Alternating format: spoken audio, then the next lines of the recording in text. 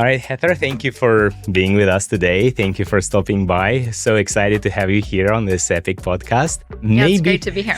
Yeah. Maybe one first thing, and I kind of became my standard question in the very beginning. Tell us about one thing in EV charging or in the EV world which surprised you most in the past 6 to 12 months. I would say one thing that surprised me recently in the very recent months is how important EV charging is for folks who all of a sudden are really trying to reduce their spend on gas. So obviously in recent months, gas prices have gone up an incredible amount, just skyrocketed. And so for folks who previously maybe took a gas car on a road trip or had 2 cars in their household and they would use the gas car for certain trips, all of a sudden they really want to use that electric car more. So I found that trips that previously were in a gas car are getting shifted to an electric car. So that means folks need to be more creative. They need to find new spots to charge. They really need those chargers to work. And so there's a sense of sort of urgency and a requirement for the chargers to work that maybe wasn't so pressing a couple months ago. And so that's been fascinating to see this sort of outcome of higher gas prices is this need to have high levels of reliability on charging assets. And also folks are looking for chargers in places they maybe didn't have a need before. Yeah, I know the government did a lot to subsidize and provide all types of grants and funding for charging for EVs and tax credits. But eventually what really started working is the economics, right? So like cost per mile and how much you pay.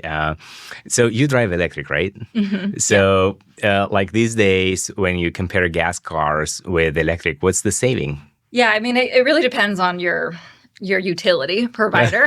True. And if you have solar, I think is a big thing. Obviously here in the Bay Area, we have PG&E, pretty high rates. I think in some places, if you have a municipal utility or you live in other parts of the country, it's not going to be quite as expensive. Mm-hmm. But I would say a lot of folks are saving 30%, maybe 50% on their transportation costs, depending on sort of how they charge, where they charge. So it can be really significant. And for folks who are commuting, long commutes, all of a sudden that EV makes so much sense. In the last couple of months, I've heard a lot of stories of people who they were really not into electric cars for whatever reason. Yeah. But they drive maybe 40, 50 miles a day. All of a sudden, they want that electric car. It's true we have very high electricity rates here, but we also have very, very high gas prices. In simple words, for someone outside of the EV industry, please explain what EVmatch does. Well, and by way of introduction, I'm the founder and CEO of EVmatch. And so EVmatch is an electric vehicle charging platform and network that allows renters and apartment dwellers to easily find, reserve, and pay for charging. But what we also do is make it easy for those property owners to deploy the chargers. So ultimately, we serve the drivers. That's a very important aspect of our business. But we also help those property owners get the chargers deployed in the first place. And as you know, that is not an easy thing. No. There are so many levels of complexity that go into deploying the chargers, getting them networked, working with contractors. And so really EVmatch is helping renters and apartment dwellers go electric, but we do that by helping their property owners deploy electric vehicle charging infrastructure. Take us back to 2015 when all of that started for you back in UC Santa Barbara. So I started EVmatch initially as a graduate school project. And this was 2015, as you mentioned, a time when really there was only 3 electric vehicles on the road, really sold in mass. Yeah. The Nissan Leaf, the Chevy Bolt with a V, plug-in hybrid, and the Tesla Model S. And those were very different EV drivers. We kind of would say there's like the crunchy, we had the hippie driver, we had the tech enthusiast, and then we had the economy car, the plug-in hybrid, that really was into the fuel economy. So there was limited choice, but we knew that this was going to change massively. Renters and apartment dwellers won't buy EVs if they don't have charging. And they don't have charging because their property owners won't put them in. So the chicken or egg problem. And so how might we resolve that with infrastructure that was actually being deployed? So at the time, we came up with this idea of a peer-to-peer marketplace for EV charging, which really matched with the times, right? We Mhm. were having this mass deployment of level 2 chargers in garages. And we also needed to bring along the opportunity for renters to buy electric cars. So we kind of saw, well, let's apply an Airbnb model to that. And particularly as the EV community at that time was very early adopter, so very kind of altruistic, Yeah. community oriented, we saw that there was this interest and willingness to participate in a peer-to-peer network. So that's initially how we got started. Yeah, and there was a different name for your project back then. Was it Charge Rage, right? Charge Rage. Charge I Rage. think Charge Rage lasted for maybe one semester. One and then semester. we Okay. realized that was not the right name. Okay. But the reason we started with that idea is people were so angry. Uh-huh. They had rage when they were getting blocked from chargers by gas cars. Okay. So that was one thing. Oh, yeah, it still happens, right? So it Still never happens. goes away. Like Yeah. they were so angry. And we did extensive customer discovery. So this was part of the graduate thesis, was interviewing hundreds of EV drivers, prospective EV drivers, industry experts. And we kept hearing over and over again that people had charge rage. So ultimately what EVmatch wanted to do was solve the charge rage. Mhm.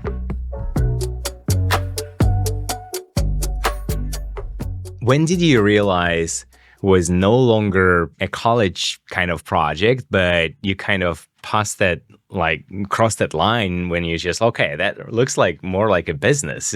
Yeah. Well, that's a big leap, as any entrepreneur knows. Like, at what point do you say, this is my full-time job, this is a business, and we're going to incorporate?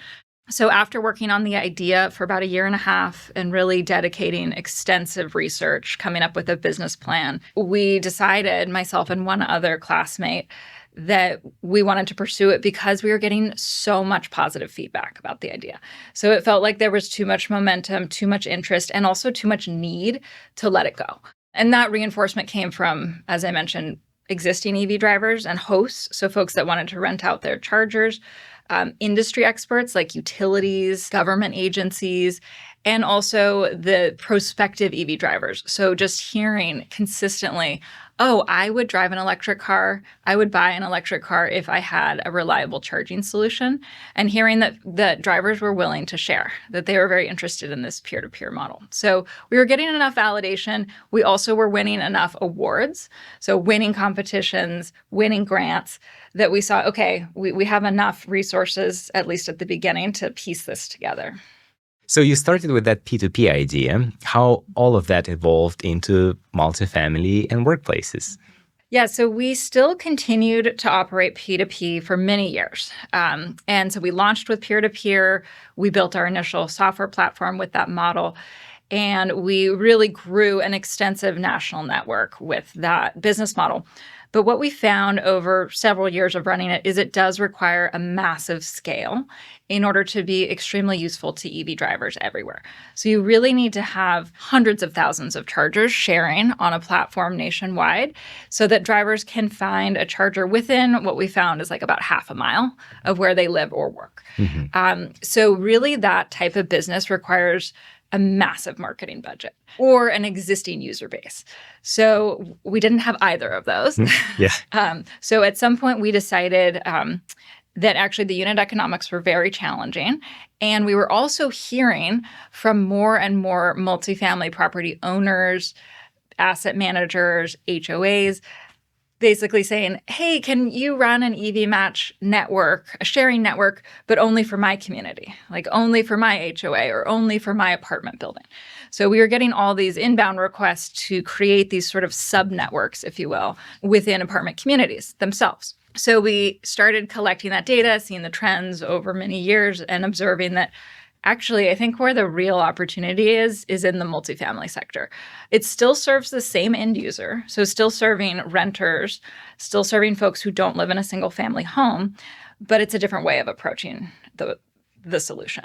We also found that all of a sudden the government agencies, so the state of California, local municipalities, and a variety of other funding agencies, even the federal government, realized this was a real problem and inhibiting EV adoption. And so funding started to flow into the multifamily housing sector.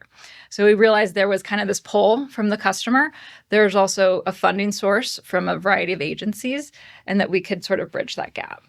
No, that's excellent. So essentially, you started somewhere where you found like a problem, and started listening to customers, to like looking at how business evolves, and all these grants and all of that, and suddenly, if we look at multifamily today, it's the largest part of the EV charging business. I think it represents between 50 to 60% of all the use cases, and it's still very underserved. So we're still having this like deficit, and it's still every year we're hearing all this like, oh, we need to electrify multifamilies.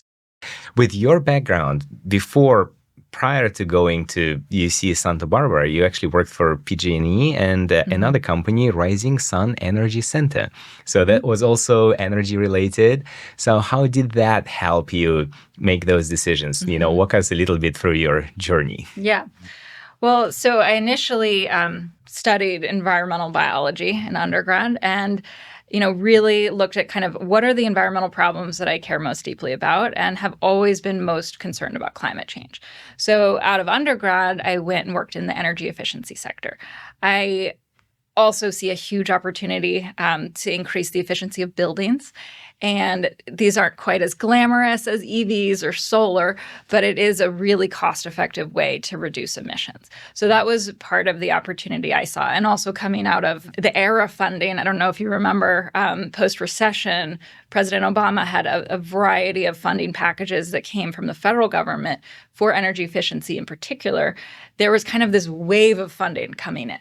And actually, that gave me exposure to this opportunity to tap into government and utility funding, but in the energy efficiency side. And I also think that what's happened with that energy efficiency world that had like a huge boom and then maybe contracted a little bit is a lot of those industry professionals have moved on to other trades. So for example, solar. A lot of folks in energy efficiency have kind of moved into solar or electric vehicle charging. So what I've also found from those experiences, both working at PG&E, working at Rising Sun, is those relationships have served me immensely in starting EVmatch. So that was something that I took from years of experience working in that industry, then went back to grad school, learned a lot of technical skills, a lot of business development skills, got to work on a project I really cared about, and then kind of packaged those two skill sets into starting this business. One thing which is also quite different from many other EV charging companies, that you're actually a female founder. So how did that feel like back in 2015, 16, 17? And did that change, in the past few years? I'm just trying to see, how you've been able to navigate all of that. It has not been easy. Yeah. I will say that. It's a challenge. As you're probably aware, less than 2% of venture capital financing goes to female founders. Unfortunately, that statistic has not gotten better. So that was the same statistic in 2016. So not a lot of progress on that front. Okay. However, I do think there's been a increased understanding of the problem. At least that problem is communicated and has been exposed a little bit more. And so what I think female founders are doing is they're figuring out more creative and strategic ways to finance their business. And some female founders are just saying VC is not the way.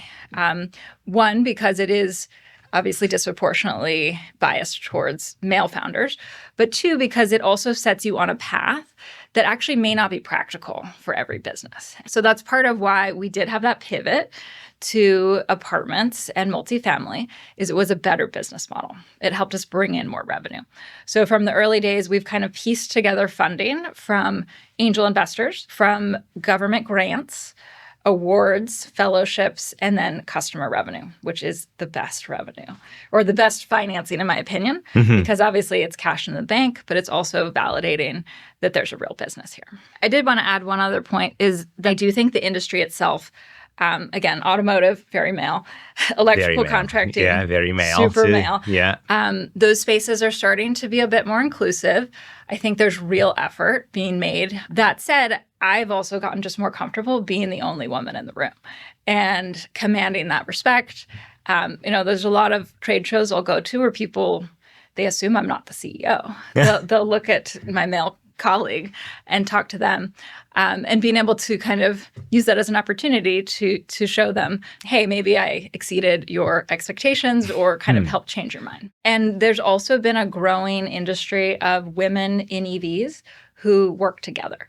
So I go to like a quarterly event, Women of Electric Vehicles in the Bay Area. Oh, really? And there's chapters. It started as one chapter, Women of EVs, and we would always go to the Fourth Roadmap conference. And then we realized, wow, there's way too many of us. We can't just have one chapter. Now there's a Seattle chapter, a Portland chapter, a Bay Area chapter, LA chapter, and elected volunteer organizers, and we all host and help organize quarterly events. And so it's for women and non-binary folks who work in the EV charging or EV sector, and it's really a space to collaborate, to network, to be seen, to be heard, and again, to kind of overcome that challenge of often being the only woman in the room. And so having spaces like that, having community like that is really helpful. It also, I think, helps us build better products and services because, again, we are often serving a very male-centric user base. And so by actually bringing more women into the discussion, hearing female opinions, we can also better serve our female and non-binary customers. I've been hearing this story from female founders for quite a while. Like 2% is just crazy. I was hoping this number would change, but what I'm hearing from you, it still stays at the same very low level. But from what I'm hearing from you, that actually forced you to become a lot more resilient. You've been around with EVmatch for a decade. Right. So that's a huge milestone. And with very little capital, you've been able to raise to stay around and being able to grow and develop. And that's a big achievement. So I hope we can have some viewers who can really value how female founders can make a big difference. So that's one of the great examples in front of us. Multifamily, the biggest segment in the EV charging world, still requires hundreds of thousands, maybe millions of chargers. You are in this segment. So let's give it a health check. What happened with the segment in 25? What are your projections for 26? So I have always been extremely bullish on multifamily. Like I said, people thought I was crazy. For many years, people said renters won't buy EVs. Renters don't buy EVs. That's not true anymore. It never was fully true, but it really has changed as we've had all of these mainstream, affordable, long-range electric vehicles come to market. And that's really happened probably in the last 3 years. I think one challenge is we do have the federal tax credit has now been fully phased out. But it's still a little bit to be determined how much that's actually impacting vehicle sales. Because we've seen some manufacturers have adjusted for that by lowering their prices. Some states have adjusted for that by increasing state incentives. And as I mentioned at the beginning, gas prices.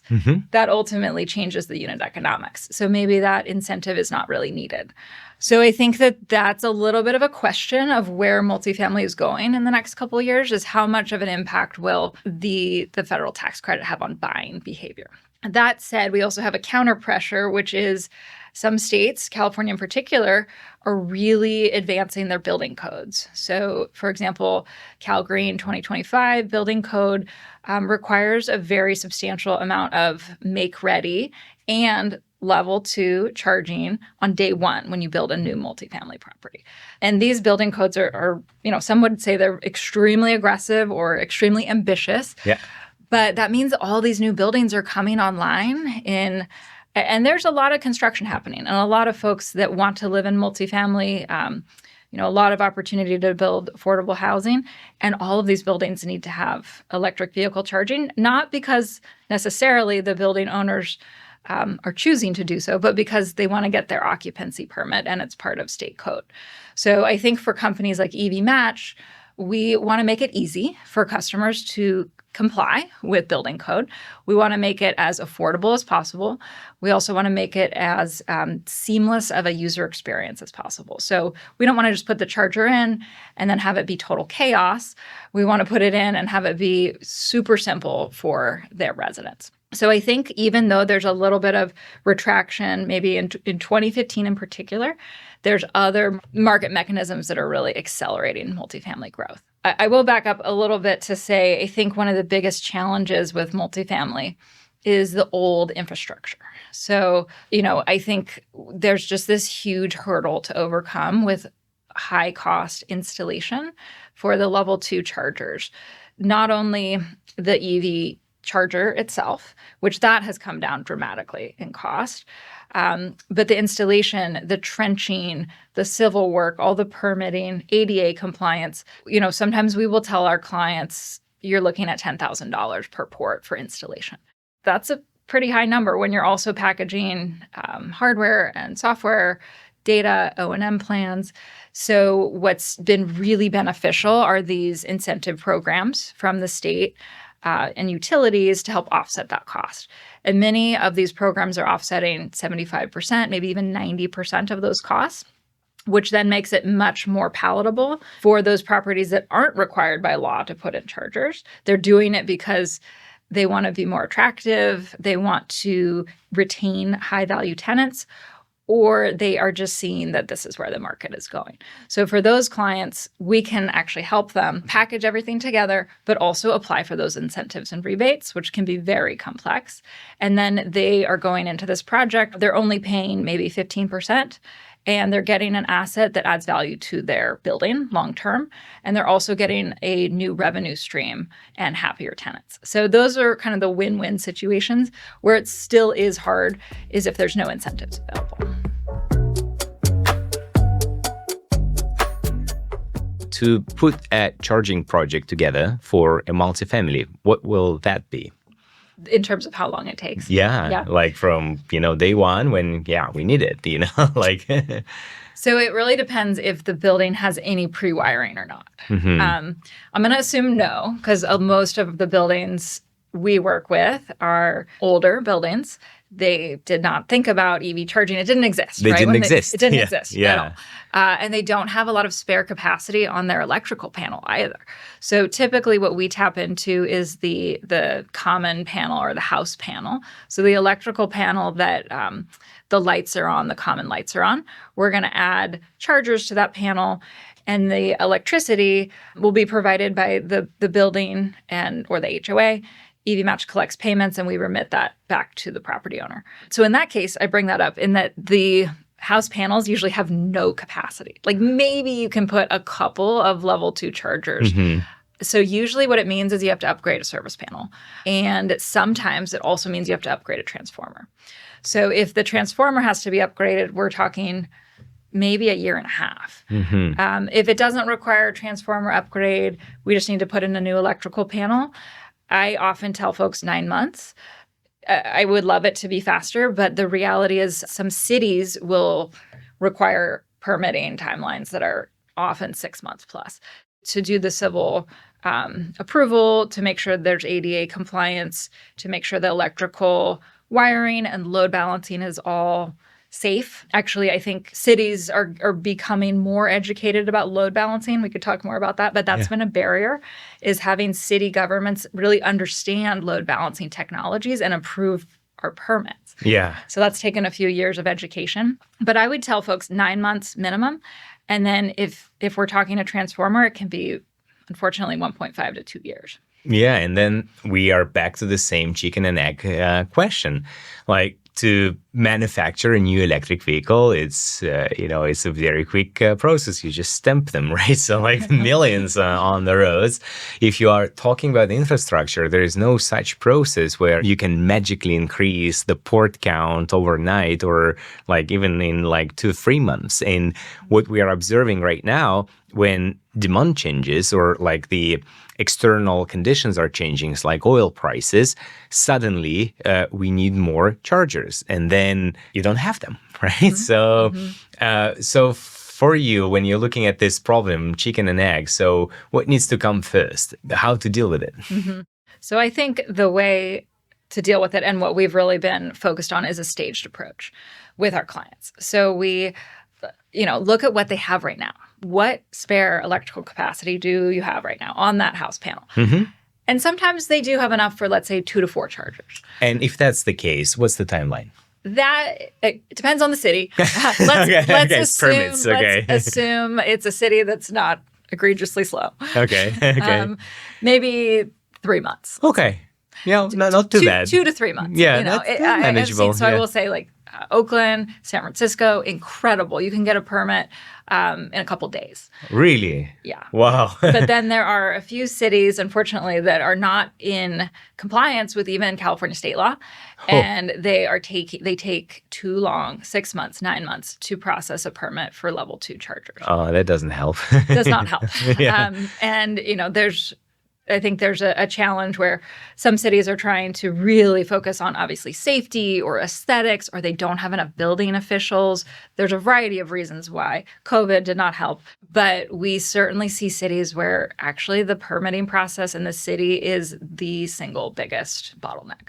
But assuming, it's a reasonable permit, maybe 3 months. What I wanted to highlight about that is this staged approach. So let's say they do have spare capacity on the panel. We get 4 chargers in.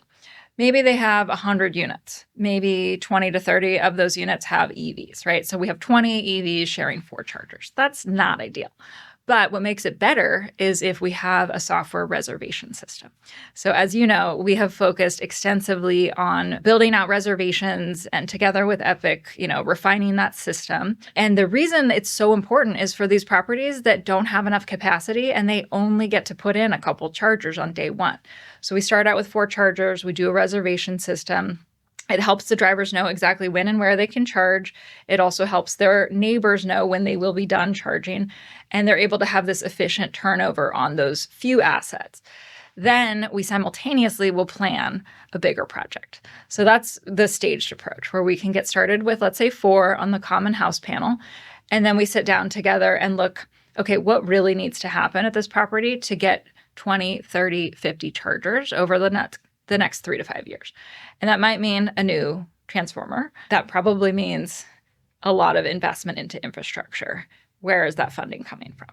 And that's when we can also be really helpful thinking, what incentives might be available? Do they qualify, for example, as a disadvantaged community? Are they in a community choice aggregation territory like Silicon Valley Clean Energy? Might they be able to be eligible for a California Energy Commission grant, or beyond California, looking broadly at all the various rebates and incentives available? We'll map out a plan, what incentives might be available, how do you go about getting those? And we work together as a partner with many of our clients for many years to build out that bigger project. And so we'll start small, and then we continue to grow with our clients as they have the budget and as they have the electrical capacity to put in more chargers.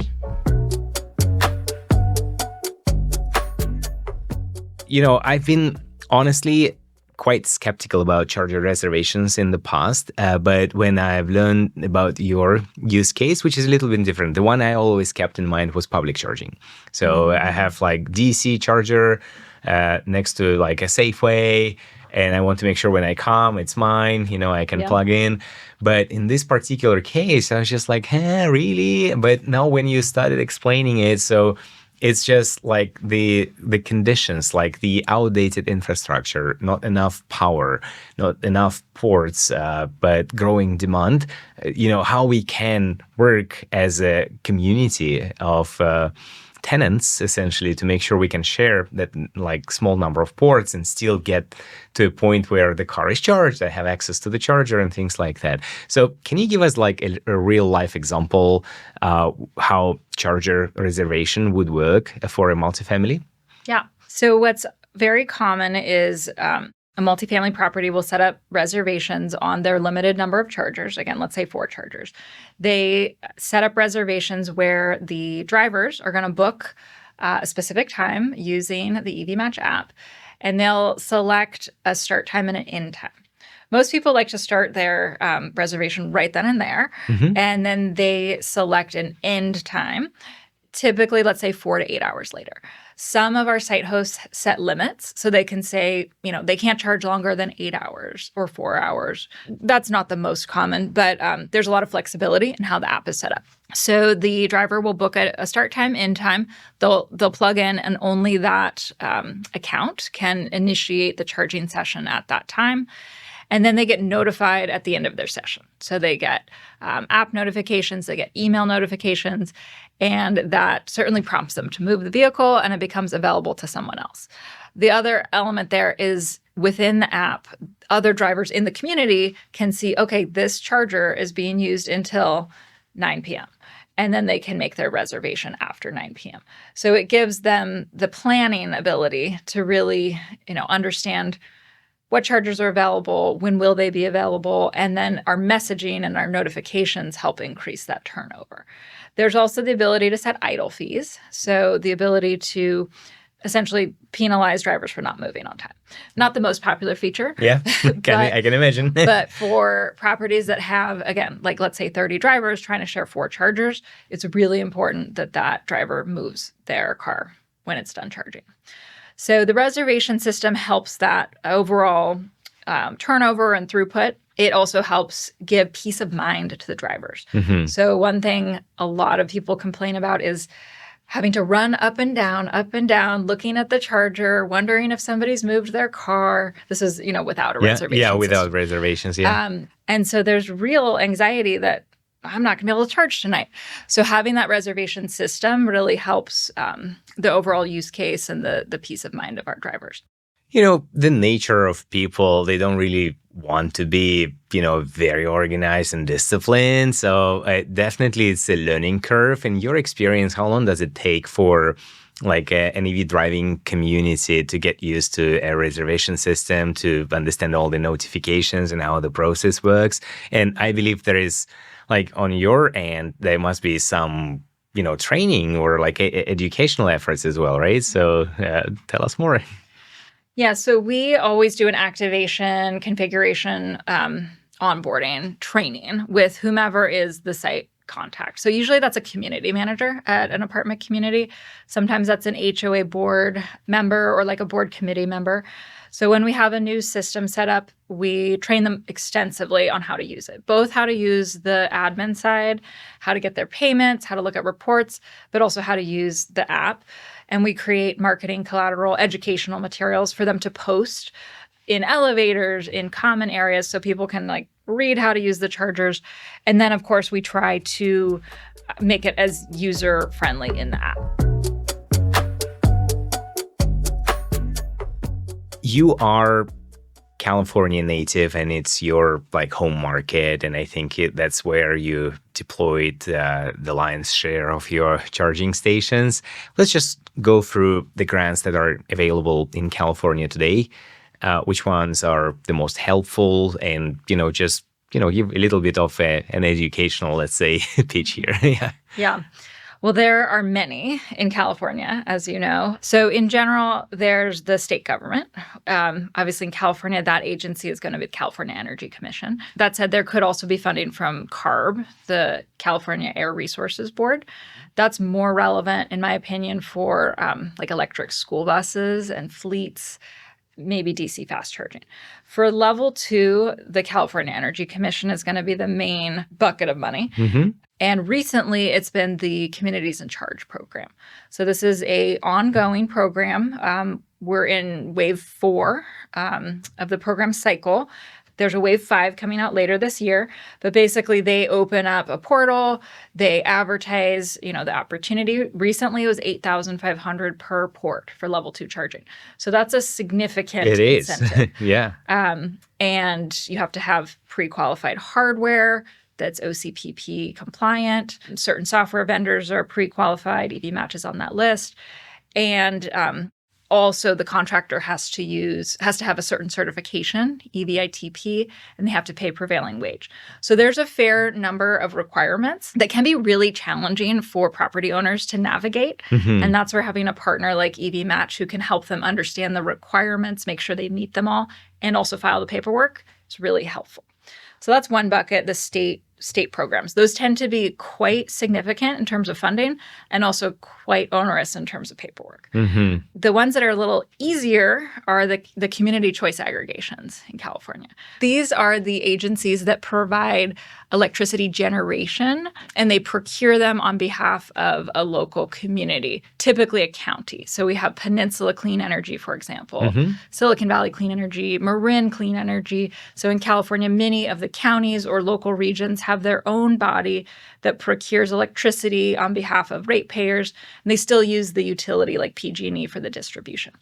So those entities develop their own programs, and they're often providing, let's say, $4,500 per port. So that's a little bit less than the state, but they have fewer hoops to jump through, per se. So they often don't require prevailing wage for the contractors. They might be more open to the hardware. And frankly, it's just less paperwork. So we often will guide customers, if they have that opportunity, to think about that one first.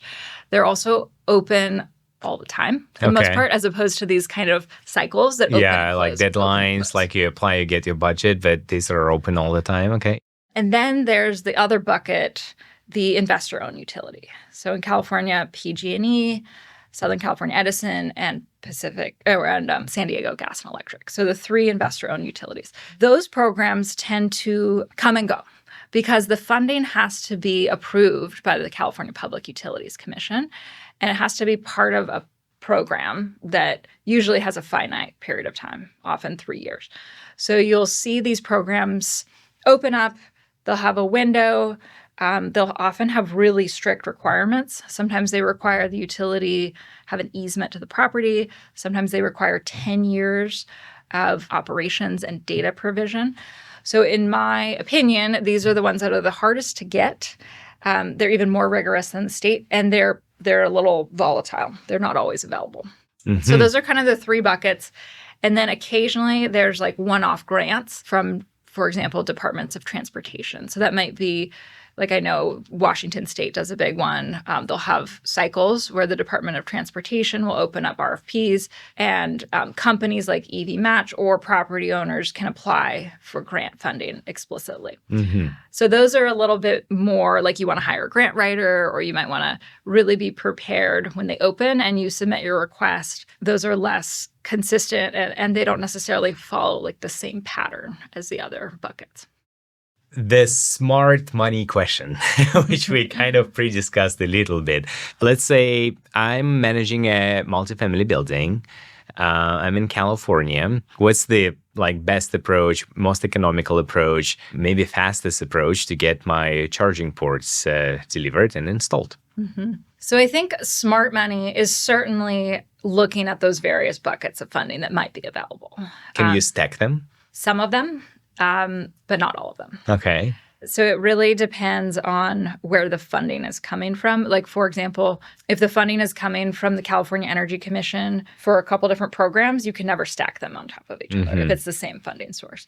But if it's like a local program and a federal program and a state program, you might be able to put them together. Okay. So certainly there's a lot of complexity with stacking.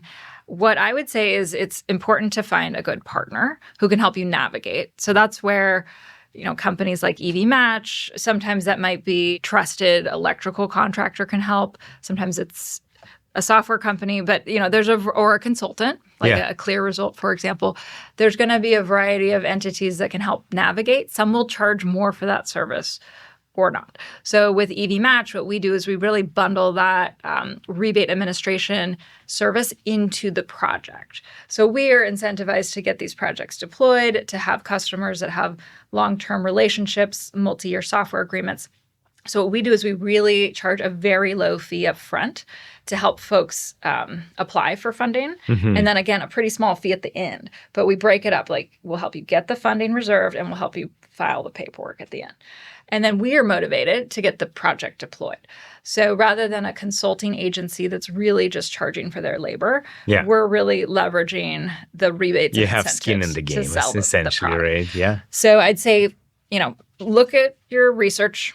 Do your research. AI makes that super easy. Easier than ever before. Once you've sort of identified what programs might be available, still work with a partner. Because even if you know what's available and you can apply for it, it's still administratively complicated. And what you don't want to do as a property owner is make a mistake and then not get your rebate check. Now, if we zoom out a little bit from the society perspective, from the government perspective, is it actually smart to invest in, multifamily EV charging projects, right? So inside of, the government and state and counties, there is always competition for budgets.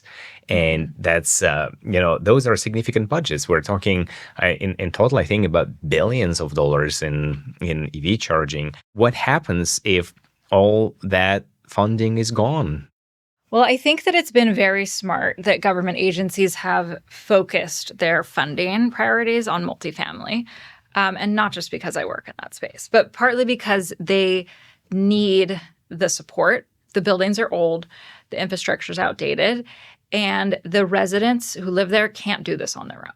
So from a society perspective, there's a huge benefit to investing in these types of properties because it actually moves the needle in terms of EV adoption, which is usually what the objective is of, let's say, the California Energy Commission or the state of California. So if they're really looking at, like, how can my dollars actually impact the goal, I think investing in multifamily is a huge opportunity and is very smart. That said, I think these programs have gotten smarter over the years. There was some learning at the beginning. One thing is really thinking about what happens after you deploy the asset. What they don't want to do is deploy an asset and have it not work and have it be immediately outdated, have it be not maintained. And one thing we've noticed is that maybe a property gets money for the hardware, they get money for the install, but they didn't budget properly for the software and they didn't budget properly for operations and maintenance. So the first time there's a need for operations and maintenance, they don't have funding for it. The charger never gets fixed. And many assets just sit there not usable for drivers. So in that regard, that actually doesn't meet the needs of the state and the societal goals of really creating infrastructure and accelerating EV adoption and reducing emissions, which I think is a big part of it. So what's gotten smarter is a lot of these plans or programs incentivize operations and maintenance.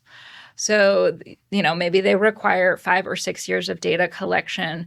And they also allow for that 5 or 6 years of prepaid operations and maintenance to be covered. That's super smart because I think otherwise you're just putting in assets and not worrying about them being used or not really setting up the properties for success. The other thing is they've gotten smarter about how they regulate which hardware can be on that list. So we could talk about it more with OCPP. They've gotten more rigorous about vetting the type of hardware that can be incented and ensuring that it's using open communication so that a company can't basically lock out software vendors or lock out even the own customers if for some reason that company goes under or they change their business model. So there's a huge value in open communication. States and cities have gotten smarter about that, requiring that. And it's a perfect segue to my next question, which is open protocols, OCPP, and the Enel X story, right?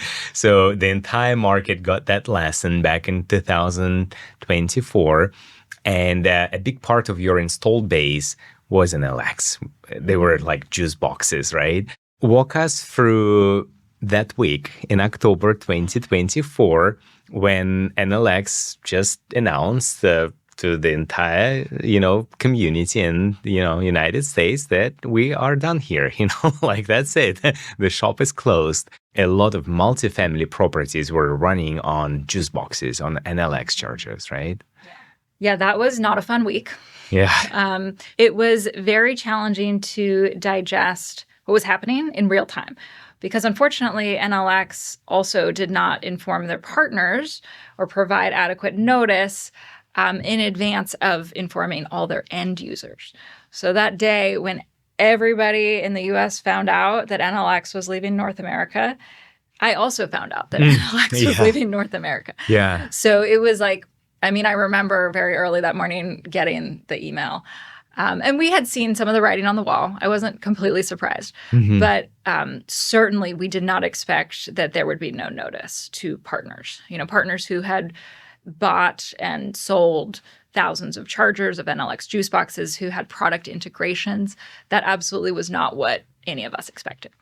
So then we were left sort of digesting this influx of emails and phone calls from our customers who are terrified. I mean, the email basically said, Enel X North America is ceasing operations effective 7 days from now. Yeah. And good luck. Not great news for our clients to hear that. And so there were so many questions like, is this true? Is it really 7 days? Is there anything else we can do? Can we migrate? Do we have to replace our chargers? And so I spent probably the next 2 to 3 weeks on the phone with CEOs of other EV charging companies. And in retrospect, it was actually a really interesting moment, even though it was stressful, where I got to meet all these new people. Yeah. And folks who previously were, viewed as a competitor. All of a sudden, we needed to collaborate. Yeah. Because it was this sort of existential moment where a massive player in the EV charging space was clearly exiting. And that also opened up an opportunity for the folks who are still there. So I think we were all kind of looking around thinking, how can we manage this? How can we help each other? What do you know? And so really it did sort of lend itself to collaboration, creativity. And then ultimately, we met and that was something good that came out of it. Yeah. But there was several months there where there was a lot of anxious customers. People were really angry. Yeah. And I think that was like, for me, end of 24, the time where a lot of people outside of our industry learned those 4 letters, OCPP, for the first time, like hardcore. The problem with the Enel X chargers was that they kind of checked the box to a certain extent, but they didn't really. So it's a proprietary protocol.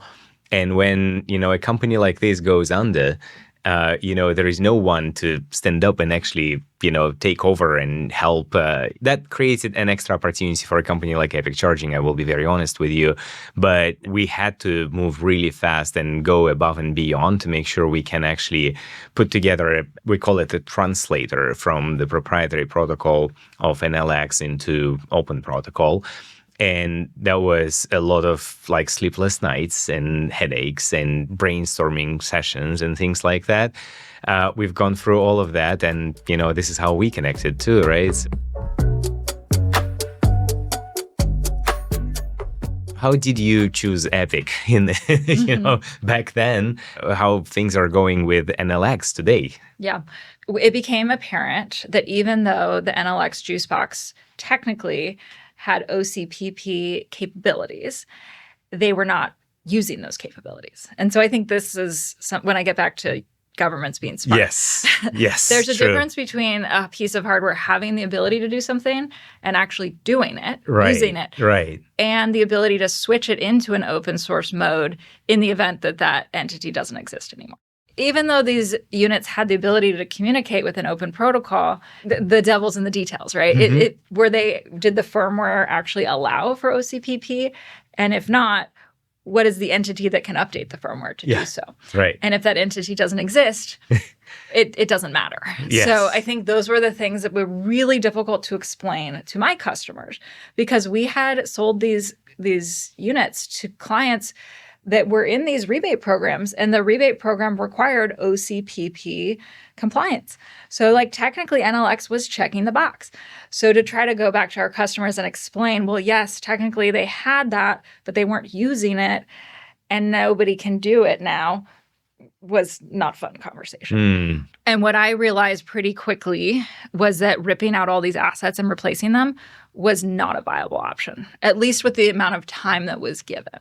So, I spent a lot of time, again, on the phone with CEOs, just trying to find, is there any technical solution that can avoid rip and replace? And we met with a variety of different companies, evaluated different technology.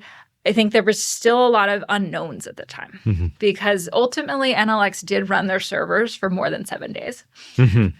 which is good. Yes, but but they no one scared knew. everybody. But no one knew that would happen, right? Right. So it was like, they're going to be down in 7 days. And then it would extend a few more months, maybe a few more. But ultimately, we selected Epic Charging to be our backend provider and provide that translation between the protocol, the JuiceNet proprietary protocol, and Open Charge Point protocol for many reasons. One, we identified that you had a really tried and true solution. You had already deployed thousands of juice boxes. True. And I remember actually coming to your lab and seeing it work. Yeah. And I think we tested it at my house, all in a matter of days. Yeah. And it worked. Okay. And it worked so well. So there was sort of that proof point, both, real life proof and then your existing clients. And then also seeing the opportunity to grow beyond this moment in time where we were salvaging juice boxes. Like, how could Epic Charging be a partner to us longer term? So I think what I was excited about was seeing this immediate solution, really pressing business problem. Also having a local partner, so really the ability to connect, and then thinking longer term, how might this highly technical team who clearly knows about hardware and software, understands and prioritizes open protocols, and sees the value in that long term, how can we be more strategic partners? Let me ask you one question. So the situation that happened with Enel X, checking the box, being on the, grant list and being available for purchase and installation, do we still have that situation where, on that list or those lists, you still have chargers that pretend to be open protocol? I mean, yes. Yes. I think yes. Okay. Yes would be like the cut and dry answer. I think the challenge then is, how do cities or governments know what shouldn't be on the list? Right. It's a highly technical evaluation that needs to happen. I mean, maybe you could tell me what you think is the best way, but certainly the OCPP certifications and different levels of certifications are starting to become more standard when we look at who qualifies for what programs. Yeah. But on the flip side, there's also a challenge where those certifications take a long time, and maybe they'll be in process. And so the governments don't want to block chargers, knowing that like their goal is actually to increase access. So I think that's where they're struggling a little bit. But I guess the question back to you: how do you think governments should really validate for OCPP? I like changing roles here, but actually that's quite interesting. So there is one organization which is called Open Charge Alliance, OCA, and they do certify hardware and software for like being open protocol, to be compliant, check all the boxes. I think it partially answers the question. So I think that's the first checkbox, like show me your OCA certification. I think that will probably filter out a good number of non-compliant solutions. But, still, what you explained, checking the box, having that capability and enabling this capability are two separate things. You can still certify the charger and never make this feature available to the rest of the community. And that part, honestly, I think it's, if probably look just at top 10 charger manufacturers, talk to all of them, check all the hardware, and make decisions. Some of the decisions will be hard to make, and but it's necessary if we want to avoid situations like an Enel X happening in the future. Well, talking about the future, what do you think is going to happen with multifamily and workplace charging in like 3-5 years down the road? So what's the big picture here? Yeah. So I think that with multifamily, and I'm seeing this every day, it's becoming less of a nice to have and more of a need to have to retain tenants, attract new tenants, and maintain relevance, frankly. So a lot of properties, if they don't have charging, are going to get filtered out of searches. They're going to have tenants move out. So it's certainly becoming more pressing in a way where before it was kind of a luxury or attracting, a very specific demographic. Now that is broadening. So I do think we're coming into the mainstream, or we're moving away from the early adopter demographic. And so that's an exciting thing to see. what you had mentioned earlier is like, what happens if these rebate programs go away? Mm-hmm. I think those two things might happen at the same time, where the rebates go away or reduce at the same time, where it becomes essential that property owners have chargers. So they're not going to think about it as much of, well, I should do this for the future. It's like, I should do it now. In the same way they think, I need to have laundry at my facility. I need to have, basic things, hot water heaters, dishwashers. It's more of just an appliance or not an amenity. It's just a basic appliance. Yeah. So right now, I think we're still in this phase where they're not viewing it in the same way as laundry. I think in 5 years, it's going to be more of that kind of necessity. Yeah, I love quoting one of our key partners and investors, Loss Parking. The CEO, Al Azovsky, typically says every parking space needs to have a charger, ultimately, maybe not today, but when you go to bed, you typically have your iPhone or Android charger, like USB-C charger next to your bed. So you just plug in and you never think that it's like an achievement or it's just basic thing that needs to be there. We are pretty much at the end of our podcast. And, if there was a question which I should have asked, but I didn't. So that's the opportunity. So is there something you would want to address or tackle at the end? I guess the one thing we didn't talk too much about was load management. Oh, that's a big one, yeah. I think I want to highlight this because, thinking ahead, and I want to flag 2035, California is outlawing new gas cars. So that's not that far away. To your point about every stall needing to have an EV charger. Yeah.